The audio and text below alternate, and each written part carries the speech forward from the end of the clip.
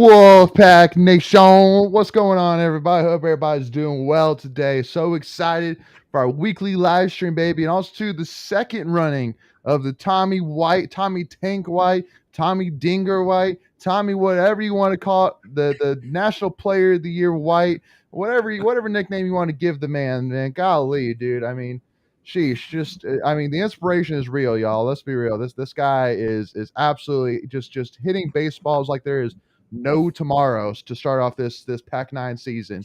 So had to go full out tonight because golly, man, that dude is unreal right now. So can I get an amen first of all from the preachers, man? Because this dude is a real deal. Can I get an amen? Amen. Oh, there we go. Okay, I was gonna say, I was like, am I talking to myself or what? Sheesh. No, so jumping right into it. So again, make sure if just again, let us know who's here, even if you don't necessarily have a question or a thought yet, whatever it is, or just hey, just give us some Tommy Tank White in the chats, whatever is want to know who's here with us. But again, appreciate y'all tuning in here. Again, we'll be talking a little bit about baseball, obviously, but also we got a huge weekend coming up here with NC State wrestling, with women's basketball as well. Talk a little bit of men's basketball as well. Can't ignore it. That at the end of the day, there's some that took place that we got to discuss. So, but first of all, obviously, we got to talk about the man that we are all dressed up here to discuss, and that is obviously again Tommy White, and also to this Pac-19. Because first of all, I'll be the first one to say that definitely when we were down at 1.6-0, and then we were down 9-3 heading into the bottom of seventh. I'll admit I was a little bit nervous. Not gonna lie, a little bit nervous, but And man, cold. the guys, yeah, but hey, I was there. It was cold. Yeah. So, but luckily enough, the bats were not cold starting that bottom of the seventh inning. But what a comeback for the guys. So yeah, Greg. So tell us a little bit about that, man. Again, I know you were lucky enough to be there for that game, and so what a comeback, to keep that hot streak going for the boys. Yeah, it's really nice when your pitching isn't, where you would hope it would be, that the bats are right there for you and they can pick you up. So that's how you play complimentary baseball. But yeah, the guys hung tough. Definitely Quinnipiac helped us, looking like the Bad News Bears at times, but we took advantage of their errors, and that's what good teams do. That's right. So yeah, Michael. So so tell me, man. So were you able to watch any of the games or keep up with them at least? Yeah. I wasn't able to watch any of it, but I was following along on Twitter. The baseball team does a great job of keeping everybody up, and Yes, whenever you get a Tommy White home run, you know that that it blows just pops up all over the timeline. Yeah, you never miss that. Unreal. It's unreal. No. Well, and again too, because the one thing too, and Megan, I'll let you kind of talk a little bit about this, but again, the thing is, he's not just, he's a heck of a power hitter, but there was even some hits this weekend. He had a 2 RBI double, if I remember correctly, as well this weekend. So in the it seventh. was a nice roller, down the left field baseline, if I'm not mistaken. So again, just I don't know what it is. And again, I know that like the commentators were kind of talking because he did come from IMG Academy, and so again, he came from high school, but it's not really high school. IMG Academy is basically college, like pre-college. Basically, that's a different level. Anybody knows that. So it's unbelievable that again that we got this guy for 3 years. I can't even I can't even fathom it in my head that we literally are going to have this guy on our baseball team for this year and 2 more years. It's crazy. Yeah, I was looking at this. Somebody, I think it's this guy named Danny Vietti on Twitter. He's one of the blue check mark guys on Twitter. He literally just said Tommy White's first 8 games as a collegiate athlete, and he just went game 1, game 2, game 3, game 4. I'm just going to read them to you for the last 3 games from the Quinnipiac series. Mm-hmm. He was at bat. He was 8 for 13, 4 home runs, and 14 RBIs in 3 games. That's just nuts. I don't know what the total number is, but he's got 9 home runs through 8 games, and RBIs. It's 10, 12, 18, 20, 26 RBIs through 8 games. That's just crazy. He won National Play of the Year, second week in a row. Like for 2 weeks, the first 2 weeks of college baseball, the same dude was the best player in all of baseball. I mean, it's just. I think we put up a meme today about how like there was a picture of the guy looking at the girl and it was Tommy White, and then the girl was getting spurred by the other guy who was every other college baseball player. Like that was just he has great. And I honestly, we're talking about that, but Groover's the one who hit the home run, man. Yeah.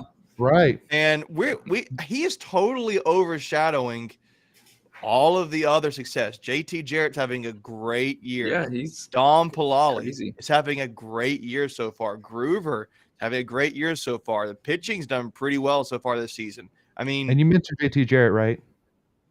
Yeah, he said yeah, Jarrett. I said Okay, Jarrett. okay, Yeah, sorry. Jarrett. I think it's the first name I said. Yeah, Yeah. it's just I'm just kidding. it's totally like we're just harping on because he was National Player of the Year. I mean, of the week, excuse me, and twice in a row the first 2 weeks, and he's hit 9 home runs and 26 RBIs through 8 games. But those other guys, man, they are getting it done, and they just need to.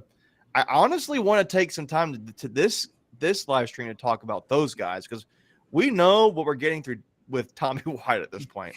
Yeah. The nation has seen that. Everybody's in fact, if you guys haven't seen, there's that one comedic University of Virginia player. I don't think he's on the team now, or he was. Oh, the pitcher, right? Yeah. Oh, Yeah. he's like basically he's got some hilarious He's tweets awesome. about Tommy White. Yeah, he was basically like, this is like Tommy White's world, and we're just living in it. It's just like it's hilarious. It's amazing the impact this guy has had. I saw another thing the ACC networks put up on their Twitter account and said, Tommy White hits 9 home runs in his first 8 games. For comparison, no player in Major League Baseball history has ever done that in college. Yeah.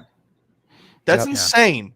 And obviously, this is not going to continue. I do not expect this to continue. He's just having the greatest. You could argue it's the greatest start to a college career for a baseball player ever. I don't think you can disagree with that. I mean, if it weren't true, someone would already put it on Twitter. Yeah, I mean, like, clearly, Well, he's the greatest start to a college player's career in baseball ever.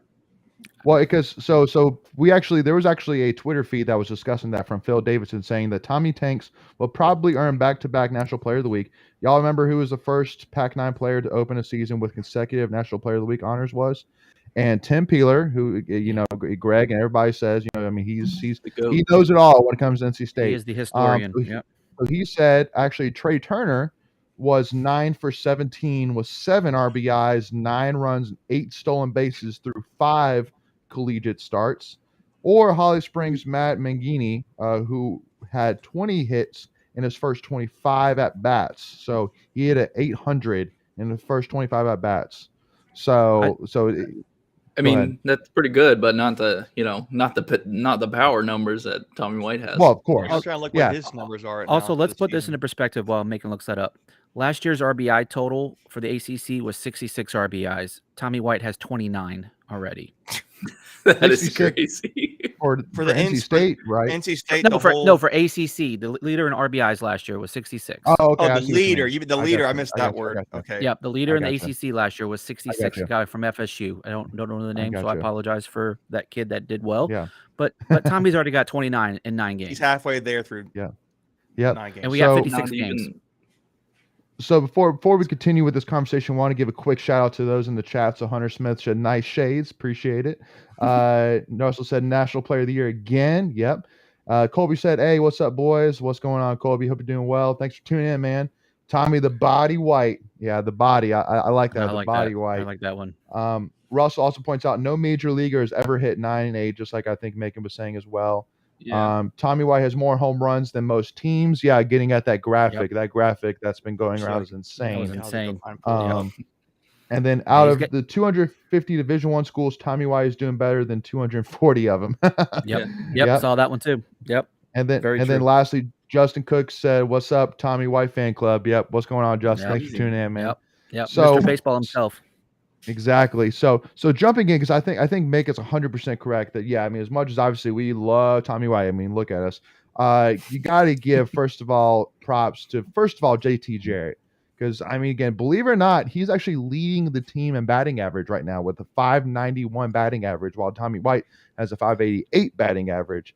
Now, again, obviously JT only has 1 home run, but still, again, this guy has been getting on base. He has been productive right now, and he's still got an 864 slugging percentage as well. So I mean, again, that's what I'm saying is that, I mean, it's kind of like having like a Bradley Chubb defensive line with Street, BJ Hill, and Justin Jones. It's like at the end of the day, there's only like, Bradley Chubb got all of the light, but like you take away Bradley that Chubb was and crazy you would have good. been thrilled with Justin Jones, BJ Hill, or Street. And just like in this case, you take away Tommy White, you are like, this would be the JT Jarrett fan club right now.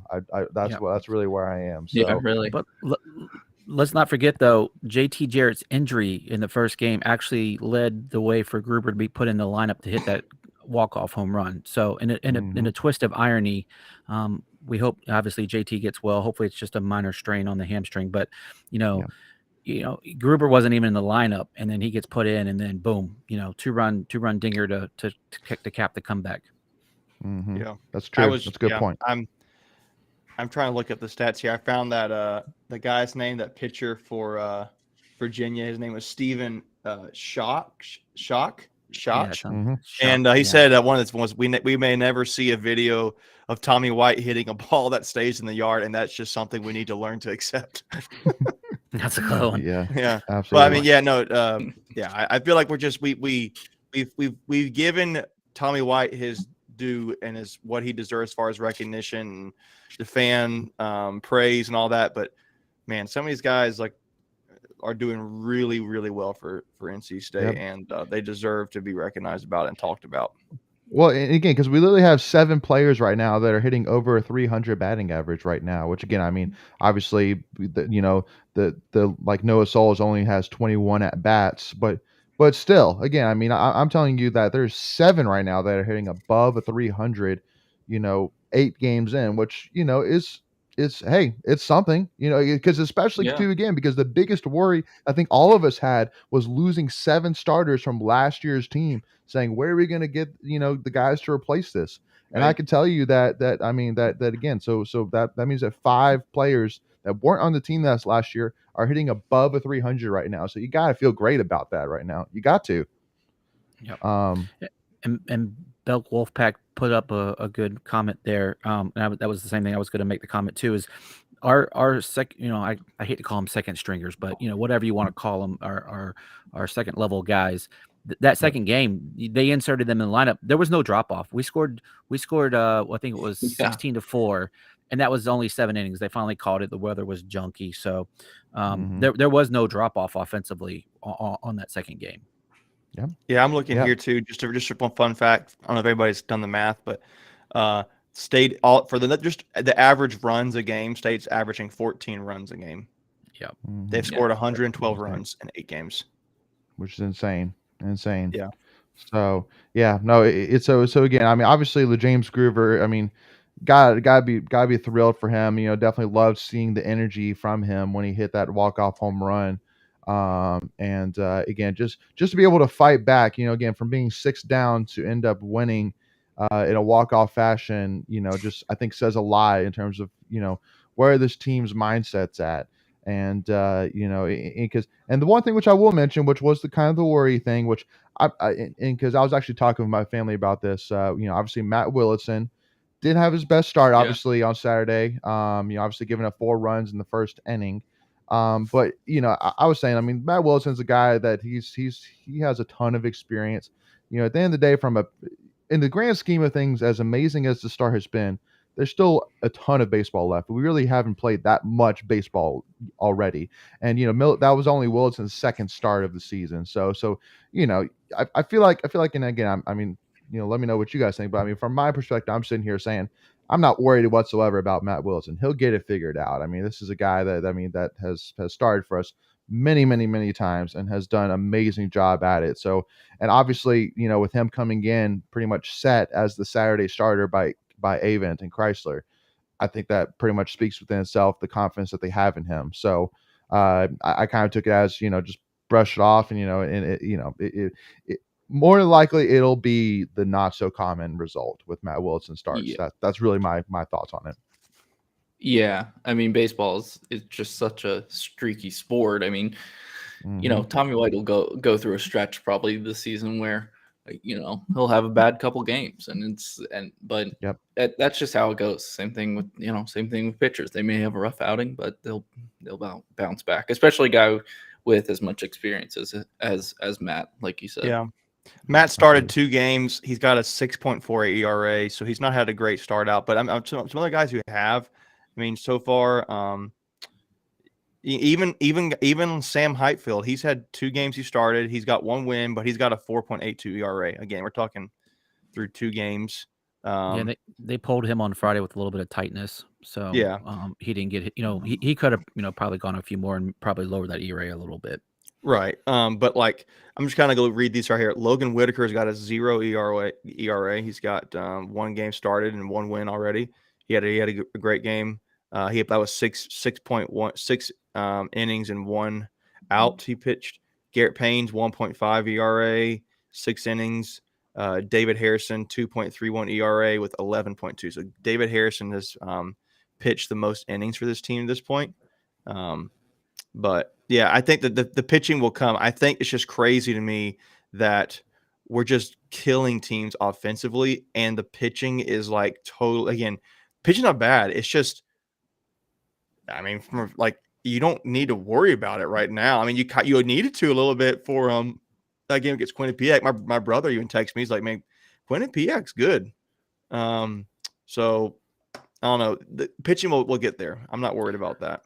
Well, and pitching's a lot different when you're pitching with a lead. I mean, you yeah. want to throw strikes, so so the other team's going to hit the ball. That gives more opportunity for ERA to spike a little. But at the end of the day, it's about wins and losses, and we're 8-0. So at this point, we're just splitting hairs. Yeah, no, absolutely. So again, so I think here we got a game at Clemson on Wednesday at 5 Campbell. p.m. Sorry, Campbell. Sorry, not Clemson. Campbell, the other C school. UCLA, Campbell. man. UCLA, University of Campbell between Lillington and Andrew. Oh, I like that one. That's good. That's Yep. good. That's good. And then obviously we got a series against Northeastern, correct? Yep. Or Northeastern, not Northwestern. Yeah. Yeah, Northeastern, the other directional school. Yeah. So that's the country. upcoming series. Yeah. So jumping in, so now that we've talked about something awesome, obviously, got to talk about go ahead and get out of the way since it is negative, obviously, and obviously, tough loss to Carolina, 84-74 for men's basketball. So Macon, I'll hand it to you first, because one of the biggest things I want to specifically talk about is after the game. I don't know how much you read of it, but after the game, Keats was asked about kind of his thoughts on the current state of the program and the future state of the program. Yeah. Do you have any kind of initial thoughts on when you read or heard his response to that? I just think what's the guy going to say? Yeah, we suck, and he kind of should say it, but yeah. I mean, to me, I kind of read it's like this is such a joke. Like he had a quote, I think actually coming out of the Boston College game that was something along the lines of, "We have to, in order to win, we have to play well." I'm like, well, duh. Like that's a dumb quote, and he has some quotes like, I'm happy where our program is, and something to that effect. And I'm like, really? Maybe and he's talking about the fight. What he's trying to say is, I like the fight I see from the guys still. But man, I don't know. I was not thrilled. I wasn't like angry or upset. I was just like baffled those were the quotes like coming out of it. And it wasn't like, I haven't really seen him take much ownership. It's probably a good way to put it. Like he's spinning it in a positive light and trying to take that approach versus being, yeah, guys, I know I gotta figure something out. I take the ownership and he's not really doing that, which he needs to, I feel like. And man, I just don't get these quotes. Like some of them are like really like they seem disconnected. Like he's disconnected from a little bit of reality a little bit. I don't know if that's the reality of it, but seems that way. Well, but the only issue I really have with the comments really is that basically at the end he says, I do feel like that we would have been anywhere from a top 25 to a top 30 program with Manny Bates, but unfortunately we don't. So I'm excited about the future. So that basically almost comes off to me that basically it almost that he basically is telling us without telling us directly that basically when Manny Bates went down the first game, that almost in the back of his head he went, yeah, that's gonna. I mean that's basically where this is basically where we're gonna end up. Because basically that's without saying it, that's basically what we're saying that without Manny Bates, Yeah. we could have been this, but we're not. But to me, that's just like we've taught this before, and I'll say it again. Like the reason we're losing is not because of Manny Bates. Like Right. we don't go, put it this way. We don't. So who's ranked in the ACC right now is probably a good place to start at this point. Just Duke. Just Duke. Okay. That's it. So just Duke. Okay. Put that in mind. Number 2, Notre Dame, I think, is not ranked. And maybe they're fringe. Do you guys know what Paul or Joe Lunardi has them ranked as? What seed? I saw they them are? as like a 6 or a 7 the last time I saw. Okay, so let's say Notre Dame is 25 or 30. Okay, that's basically what he's saying. He's saying with one player, we go from last in the league to second best team in the ACC. Do you guys really believe that? I don't. No. No. Come on. Like, Don't I think mean, so. I do think we would have won more games, but no, I don't buy that. We would have won more games. We would probably be now. We would be like kind of where we projected to be finished, probably. And again, do I understand not having Bates, not having Gant? You kind of were hoping Gant would be able to be available this season. You're not there. Ernest Ross gets injured. Casey Morcell got injured. Right when he's taken off. Yeah, Ernest Ross Casey was doing Morcell well got when he injured. Mhm. Thomas Dewana had Allen's some time. now injured. So Yep. Dewana was out for a couple. yeah, Yeah. I get it. I totally get that side of it. Mhm. But you can't tell me one guy makes you go from last to second in the ACC this year. I don't see that. That's Greg, a lot. That's high cotton is what they would say. Greg, anything to add? No, I mean, Macon's right. You probably win, 1 or 2 of the non-conference games that we lost. You probably win maybe 3, maybe 4 ACC games more. So you're probably looking at 8, 9 instead of 14, like 10, 8, 9, 10, somewhere in that range. Yeah. That's still not good enough. That's not getting you. This year. It's not getting you in the ACC tournament. I'm sorry, the NCAA tournament with as bad as the ACC is. And that's the other point that Macon was making. As bad as this league is, that's how bad we are. Mm-hmm. That's a great point. I saw one of the NC State news organizations put up that like in the first 20 shots, were only taken by Smith and Sebron. Nobody else took a shot, and that's like the first 7-8 minutes of the game. That cannot happen. I saw someone else put out a tweet that that showed the number of possessions that had 1 pass, another possession that had 2 passes, another possession that had 3 passes, and I mean it was like a severe drop off beyond when you got to the three possessions that had 3 passes or more. It was like during the Carolina game, it was like 2 or 3, and we're just not. It's just so much ISO basketball. I don't see us running anything really. I mean, pick and roll, Darion Sebron and the Terquavian Smith show. Sprinkled in with Helms. Yeah, I mean, Helms had a night. Helms led the team in scoring going into halftime. Just Believe it or don't. not, Just don't. So, get it. but again, go ahead, Greg. No, I was going to say, it goes back to the point you're making. What does that all come down to? No point guard play. And how many times have you guys said we need a floor general? And those passes come from the point.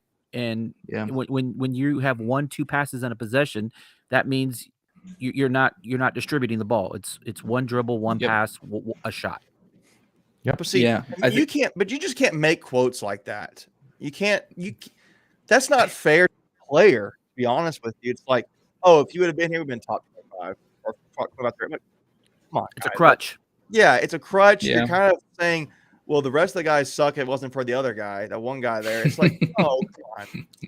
Yeah. Mm-hmm. I mean, I get it. That's a good point. Like, that's a good point. If your car, you have one of the major parts of your car broken down, your car's just not going to run well. I totally get that. It's just, there's no way. I mean, like, you can't. I'm not buying that we go from last to second like that with one player. No, it's too easy. No, it's too easy. I think I think Didn't like having that quote. Cam Hayes struggling and not having, like he said, not having a good point.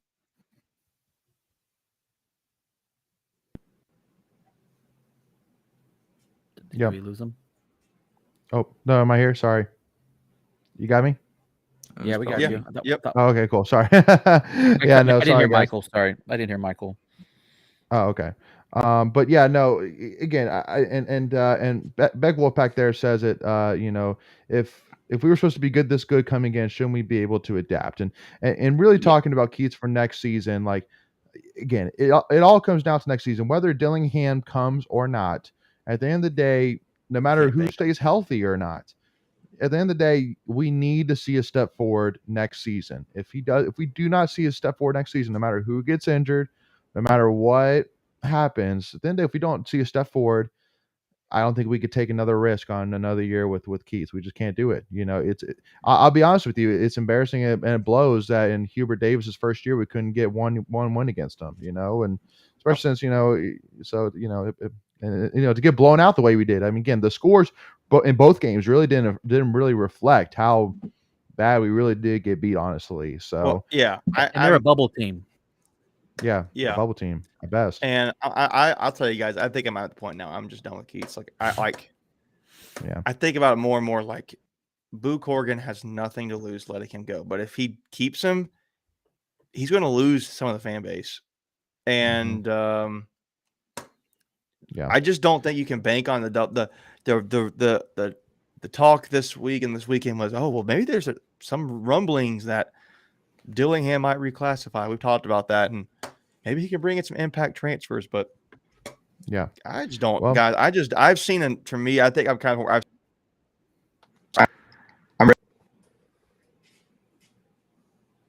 That's just where I'm at. I'll be just upfront about it.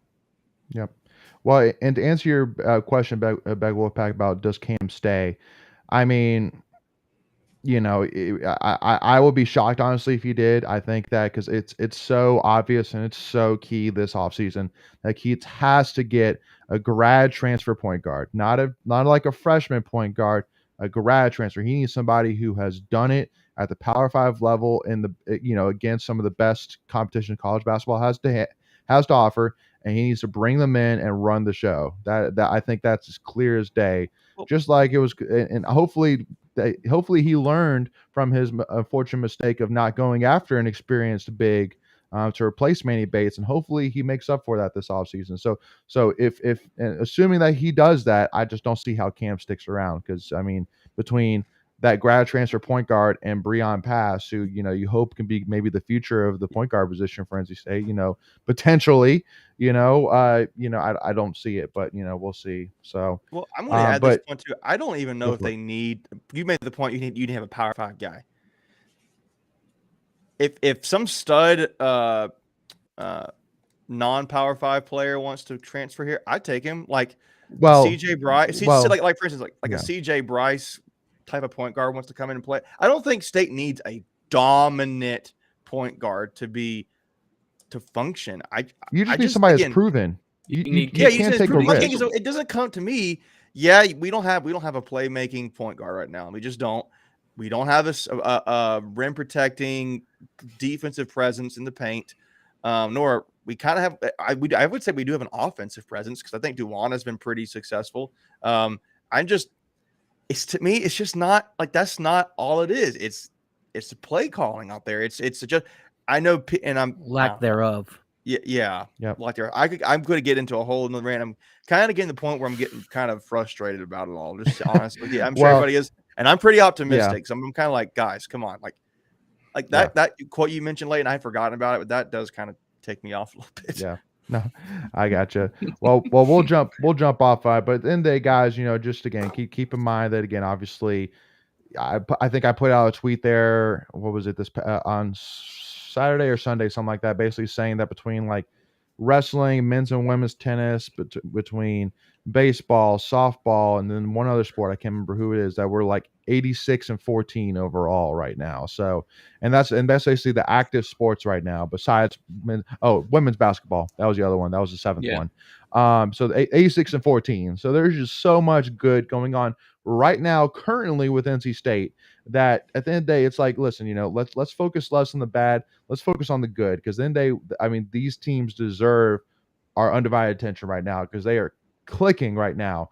And I mean all 7 of them. Now, obviously, this coming weekend, we got 2 big opportunities here with women's basketball and wrestling. So we'll first talk about women's basketball here, because again, obviously, for those who hopefully joined us, were able to join us yesterday for our watch party for the Virginia Tech game. What a finish! I mean, definitely what a crazy finish, and was so happy for this team that they were able to pull that out. And again, I mean, obviously, Elizabeth Kitley seems like between her, Kunane, and then the UNC player seems Kelly. to be kind of the 3-headed monster of who's going to be ACC Player of the Year. And so because it was a tough environment. It was senior night. They're battling for a double bye. They had to win last night to get a double bye for the ACC tournament. So it was a big game last night for Virginia Tech. You knew you were going to get their best. And so to be able to stand up to it, even like when Raina Perez and Diamond Johnson didn't have their best nights, to still fill in for those 2 key players and find a way to win, I think says a lot again about this team and where they are mentally heading into the ACC tournament. Yeah, I saw one thing. I'm pretty excited about the women's team. They're just getting it done. I had a point like why I wish they played in the evenings, but it's cool. They're doing a great job. Yeah, I would say that was probably the toughest environment they've played in all year. Because we didn't play. We have didn't a play in chance to Louisville. see them again too. Yeah. Oh, Yeah. I'm hoping actually, because we don't want to see Carolina win. Now, I think Carolina would be the easier opponent. I think we match up much better with Carolina than we do I agree. Tech. we do. Just because Yes. of the Keatley and gosh dang it, I forgot their Aisha Shepherd. shooter. Thank you, Aisha Shepherd. Shepherd. Yeah. So I mean, they do present matchup problems. But having the deep bench that we have, that really helped us yesterday when Perez and Diamond weren't performing their best. We had other folks step up, and that's what you need from a championship pedigree. Yep. And obviously, one quick note. I saw in the chat that there was a question about what's Keats' contract. I think someone asked that question. Yeah, Just so everybody knows, it's 4 years left, $2.7 million per year, so $10.8 million left on his contract. For the record, then we can move on. I just want to make sure I saw that question. So basically, 11 million to buy him out, and another 10 or so to buy the next coach in. So you're looking at 20 million. Now, granted, you can negotiate a buyout. You can usually negotiate that down a little bit, but I mean, you're looking at 15 to 80 million to bring in the next coach. Yep. I realized that was a change of subject, but I just saw the question. No, that's a good point. I could answer that real quick. But 3 big things I loved seeing yesterday. First of all, obviously, got to give hats off to Kayla Jones for passing 1,000 career points. Oh yeah, for women's basketball for her career. So hats off to her on that.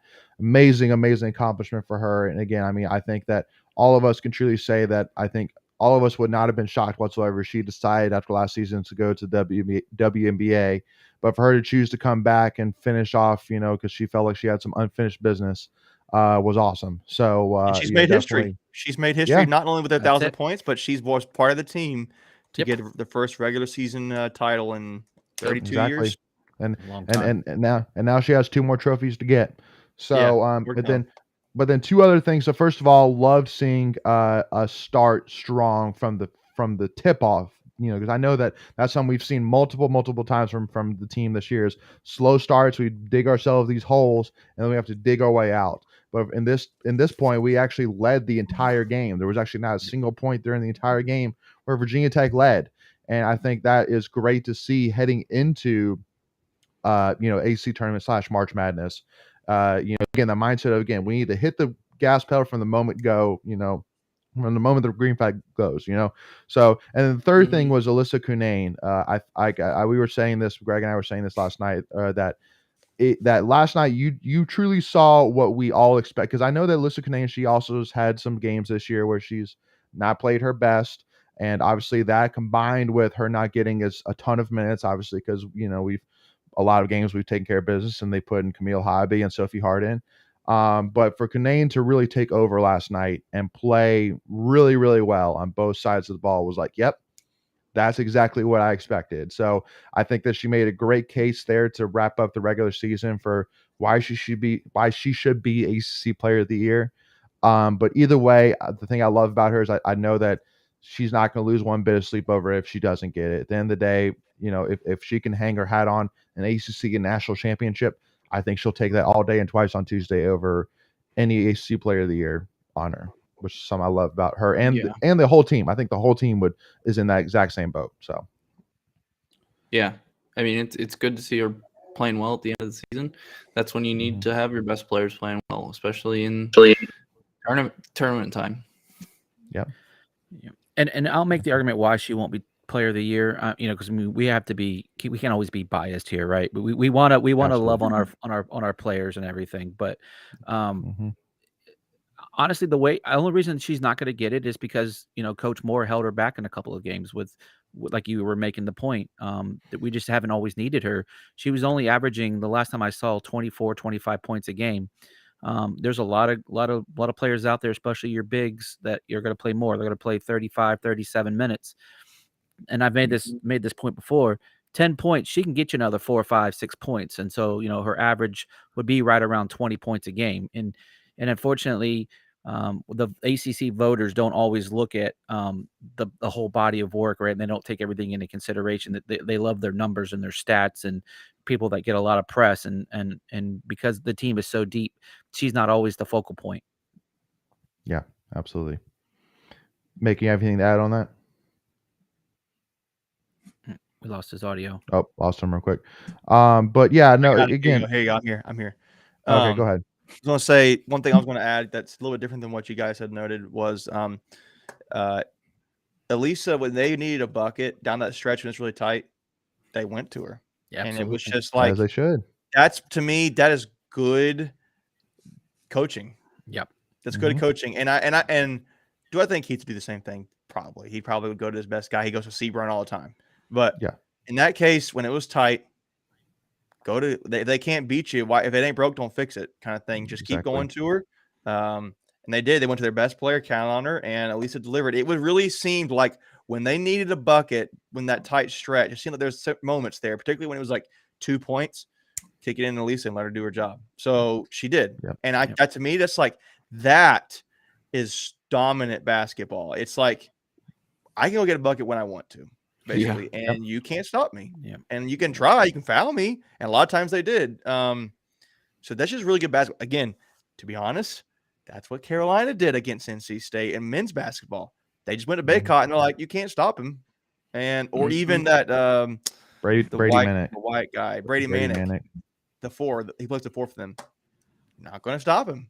So good job for Elise on that regard. I just thought that was a strong way to end a regular season. I thought. I mean, you got to win, but it's how you got the win. It was like, yeah, we fought hard, but we didn't have to like break our leg to do it. It was just like, yeah, they pushed, try to take us over, but we didn't let it happen. Yeah. Yeah. And when you were saying that, making that reminded me of a stat that I saw today. Cunane, for all her offensive greatness, she held Keatley without a bucket in the second half. Wow. That's huge too. Impressive. Before. Yeah. So let's not overlook that part of her game too, right? So when you're voting. And remind me too, Greg. So also Keatley entered the second half with no fouls. Am I correct on that? That's correct. And she ended up with 4 fouls. Yep. So again, I think that also speaks a lot to not only Cunane, but coaching as well. Because again, I think you and I were both saying, Greg, that you got to be more aggressive. You got to get her in foul trouble. You got to get Virginia Tech a little bit nervous about her being on the floor. You got to.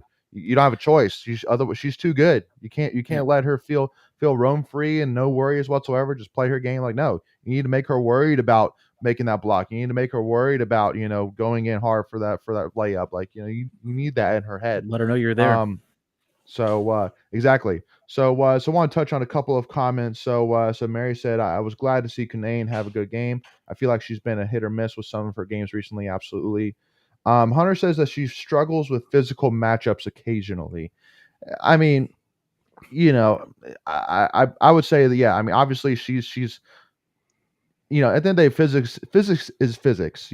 Force is mass times acceleration. So the more mass is there, the more force is going to be. And obviously, Kunane, yeah, she's not the thickest player out there, obviously on the court, and then there's going to be times where she's not, but then it comes down to coaching, and it comes down to her will to get the stop. Simple as that. And I mean, because she's got all the techniques down, and whatever it takes to stop whoever she wants, and obviously she has the players around her to help her if needed. So that's the one thing I will say is a coach like Wes Moore and the coaching staff that he has around him. I wouldn't be worried whatsoever if there was if we face somebody in the tournament or in the NCAA tournament, or it was a broader woman that obviously could probably back her in, that they'll adjust for that. I'm very confident in that. And because again, one thing I want to continue to say as well is, again, you got Camille Hobby, but even Sophie Hart as well. Like, I truly do believe, like last night we were kind of talking because Camille Hobby had 2 fouls, Kanane had 2 fouls. If it really gets to it, we might see Sophie Hart tonight. Which in the few minutes that she has played, she's been solid. So it's not like, oh man, Sophie's going in, like this is not good. No. Like I truly do believe that if we had to, at the end of the day, we'd feel confident putting in there a couple minutes just to kind of give Kanane some rest, or get take him off the floor for a minute here. But again, hopefully we don't ever have to be in that situation. But I'm just pointing out that just speaks on the depth of this team a little bit. You know what I mean? I just want to point that out. Yeah, when your third stringer is a 5-star recruit, that's a luxury to have. Oh, it's a beautiful luxury. Beautiful luxury. It's pretty nice. Yeah. So I'm pretty sure we're probably the only school out there that has a third string 5-star recruit at center. Yeah, but also too probably the best. We are the Kentucky of the world, or Sky Kite. It's nice to be a blue collar school for women's basketball.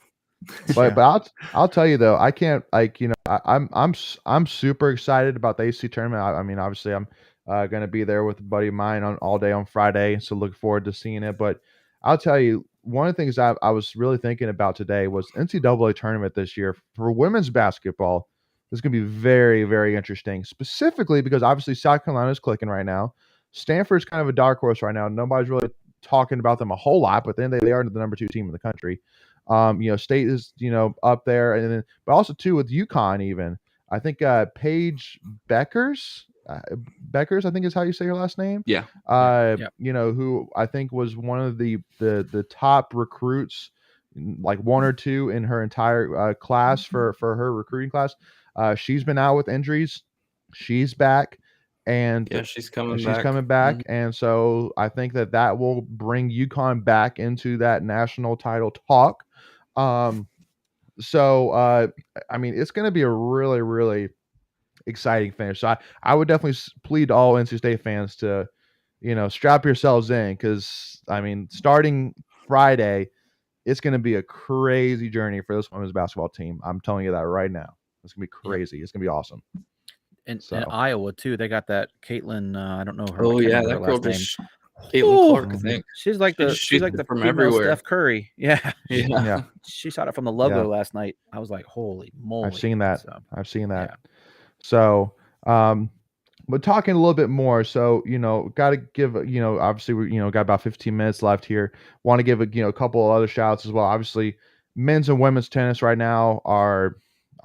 They're unbelievable right now. Again, there's no doubt that Coach Ershaw and the rest of that staff, it's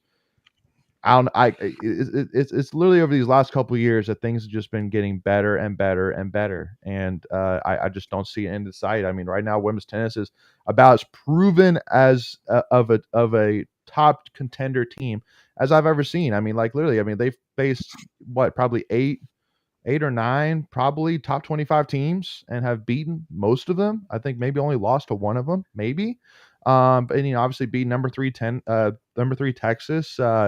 Again, that's why I'm saying is I can't preach enough right now that I remember seeing somebody say they're talking about what is the state of Pac athletics, and if anybody else between what's going on in football right now, but also with every other sport except for men's basketball, I mean, how can you not say that the state of Pac athletics is not probably as good now as it's ever been in the history of NC State athletics? I mean, seriously, it's an amazing time. I want to pinch myself, like honestly. Don't pinch yourself, Layton. That could hurt. It's just crazy though. Like, I mean, No, it's it is. It is. I mean, because me and Layton watched the game together, the NC State UNC basketball game together Saturday at 2:00, and I mean, we could talk about it a little bit, but it's beyond men's basketball. What sport is really flailing right now? There's None. nothing. Softball, baseball, football. Football's always the biggest one. We love, everybody follows football. But women's tennis, men's tennis beat Carolina the other day, and it was like a week or so ago, and that was a big win for them. I think it was the first time they had done that in a few years, like 7-8 years, something like it was like that. 2012, something like that. If I'm not mistaken. Yeah, something like that. 10 years maybe. And did it at Carolina, if I'm not mistaken. Yes, they did.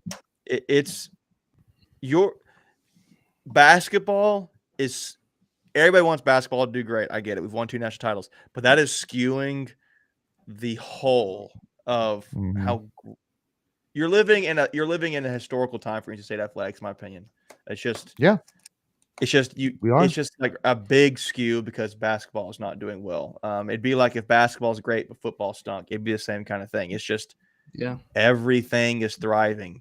One thing I like to point out too, just to get credit, kind of just a little nugget there. Again, a lot of these hires were Debbie Yao hires, so I'm just really.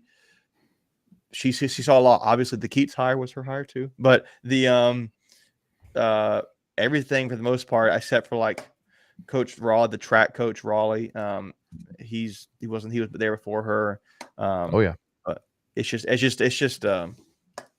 it's really cool. When you go to a game anywhere, but right now besides men's basketball, and that'll turn around at some point, but new coach or not. When you go to a game anywhere, you can pick a sport, and you can expect gymnastics. You can expect to do well. It's even just teams like fun. Softball and volleyball are on the up. Yes. Yeah. Softball's had a few walk-off game-winning home runs already. Best 14 start program history. That's right. 14 and 2. 14 and 2. Yeah. Unbelievable. And I mean, our volleyball coach has got a gold medal to his resume, and he's bringing in some good, solid folks. So that's a program on the rise. So watch out for them. Granted, that's a fall sport, right? I'm trying to remember. Yes. Yeah. Correct. Yeah. Correct. So soccer's been good. I mean, we've made the playoffs, the NCAA tournament. The women did really well this year. So they're good. The men are doing. I think they had like top 5 or 8 recruiting class coming in, I think, for men's soccer. If I remember correctly. Correct. So there's potential there in the next year or two. So I think we're in a golden age, especially hockey. Can't forget about hockey. Obviously, and thanks for saying that, because again, heartbreak obviously for Ice Pack, who lost their first game of the regional tournament to the University of Penn.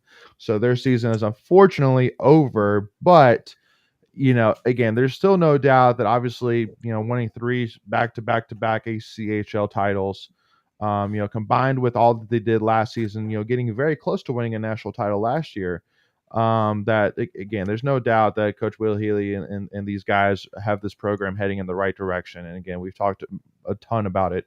So, but again, sad to see them, but I know that bigger and better things are coming here in the near future. But 2 other things I want to talk about real quickly before we get off here. First of all, obviously, I don't think we've even mentioned yet about Dave Doran's extension, which was put out there as well. I think honestly, part of it's just because it was just like an expectation of it was a matter of time, until it was going to happen. Pretty much. So, but obviously getting $5 million a year, contract extension was awesome. And the one thing that still bugs me to this day, and again, I know any fan base is always going to have it. There's still going to be a couple of people out there that still are not sold that Doran deserved that contract extension. And to you, I say, why? I mean, well, literally only because he has not won ACC title yet. That's the reason why. That's the one bad thing about him. I have been on some of these forums on different websites for NC State related stuff. And I don't see many people just hating on Dorn anymore. Really, No. I mean, I look at those things a lot. I love seeing that kind of stuff. Yeah.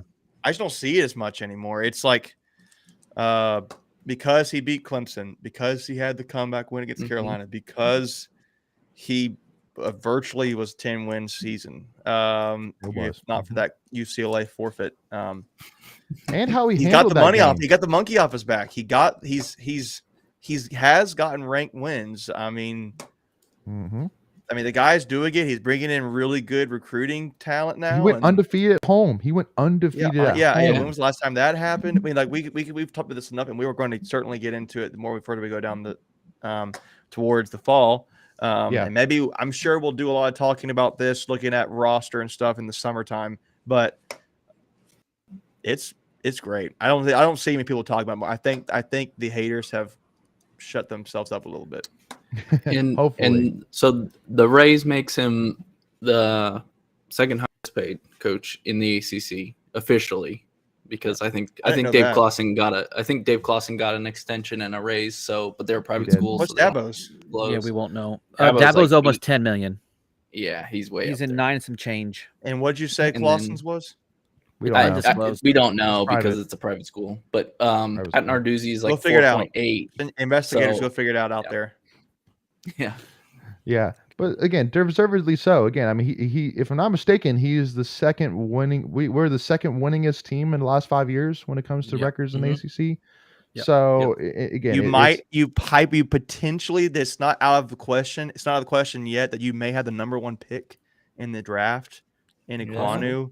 Possible. When you look at the recruitings, like stuff, the projections and stuff, like Pro Football Focus loves NC State players because they don't look at rankings and it's Bama, we're going to skew it this way, or it's Georgia. They look at film. When you see these recruiting rankings, sometimes like the performance of players, like State's right in there with Alabama, Georgia, Clemson, Ohio State, Michigan. The State is right there. I think in the last 5 years, Oklahoma, we're in the top 10, Florida, like 10 or 15 LSU. in draft picks. So, I mean, it's, we're sneaky good putting out prospects that the most of the country is sleeping on us. But see, I don't think it's going to be sneaky much longer. I think there's people who out there who've known and who are like the really in-depth studiers of that, who kind of really do look on Twitter and follow Pro Football Focus and those kind of things and look at the ranking stuff. But I don't think it's going to be a secret much longer. It's like, State does. There's something going on at NC State, basically. Something in the water. Well, so again, to prove the point in terms of that, we're not going to be sneaky much longer. So remind me, Megan, you said this, but Jermaine Pratt, he had the highest rating of any Super Bowl defensive player, or is it linebacker? I think it was linebacker. I think it was linebacker. Yeah. Linebacker? Either way. For like the last 20, like he outplayed Von Miller.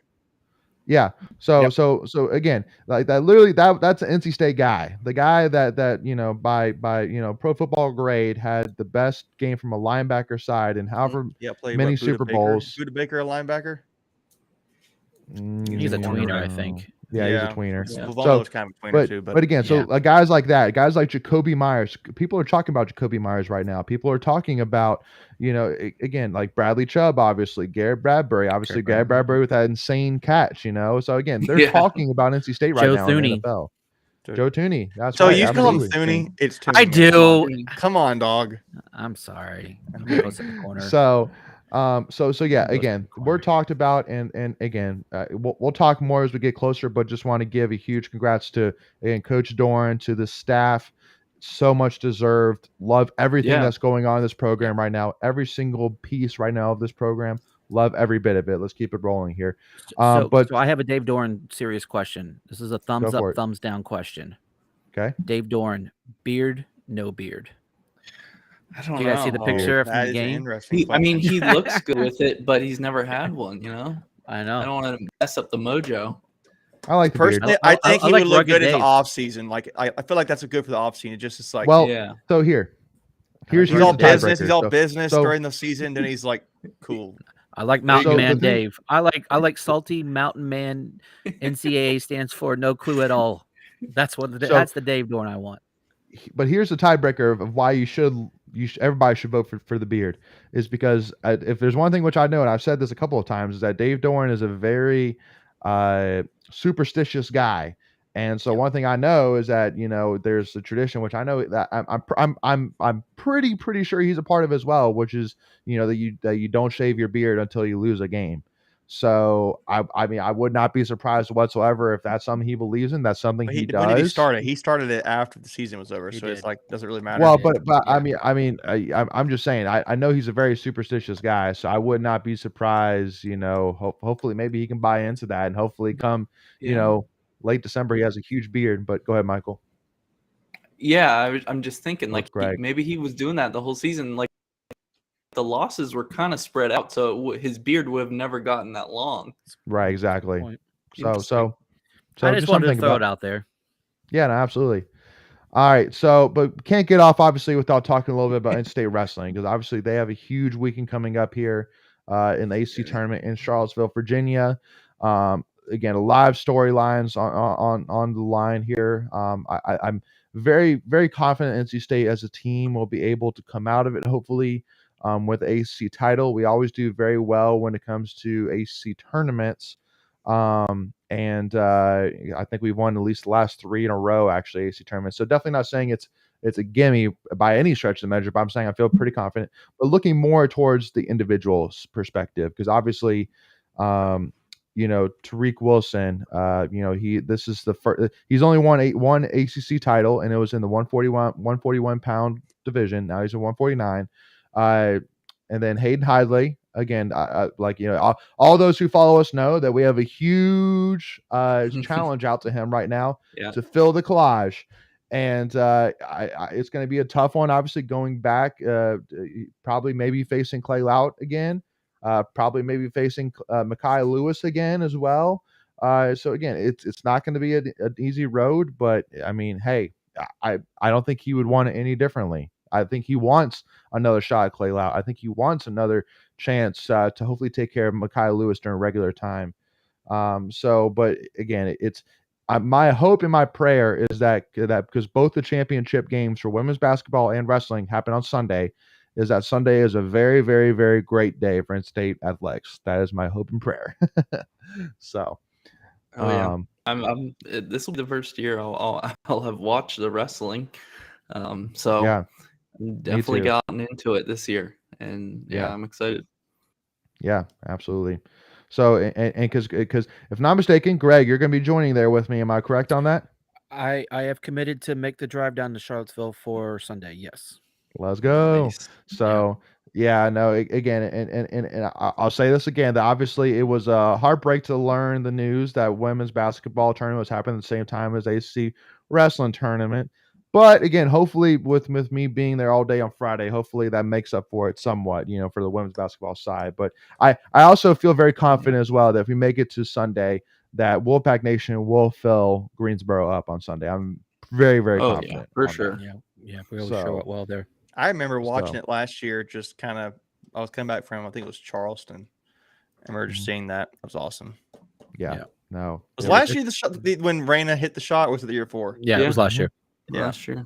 Yeah, it's still vivid. I mean, she did a little twist and then she did the pump. She did the pump kind of thing. Yep, little. Hey, and then pop. Ovies and Gilia said it best. It might sound insane, but don't double Kunane. Blaming on the rain. Yeah. This might be the time to adjourn the Tommy White Fan Club second edition. Just saying. Start singing. Yes. Oh, no, this has been a fun one, y'all. If there's a girl who hits a game winner shot again, are we all going to come with like really long hair and makeup on in her house? Like, no, I'm not doing it. No, I can't. I don't know. Maybe we'll get our wives and significant others on. Yeah. Our wives sit in for us, and they'll be like, "Hi, my name's Nathan, and hi, my name's Layton." Oh, I've said it. That's awesome. All right. Yeah. So anyway, y'all. Well, thank you all so much again for tuning in here. Again, really do appreciate y'all, and hopefully y'all enjoy this live stream and the second edition of the Tommy White Fan Club. So again, make sure if you haven't already, hit that subscribe button so that way you're notified whenever we do any more live stream content, whenever we release new episodes. Also, please give this video and all of our videos a like. Again, so that way the YouTube algorithm will get it out to more NC State fans. And also, obviously, if you haven't already, give us a follow, Tuffy Talk Now. Obviously, we got a huge weekend coming up here, and we're going to be talking a lot about taking pictures, hopefully posting some awesome video reactions, and then hopefully posting some awesome reactions to Hayden Hidlay winning his fifth ACC title, which is insane.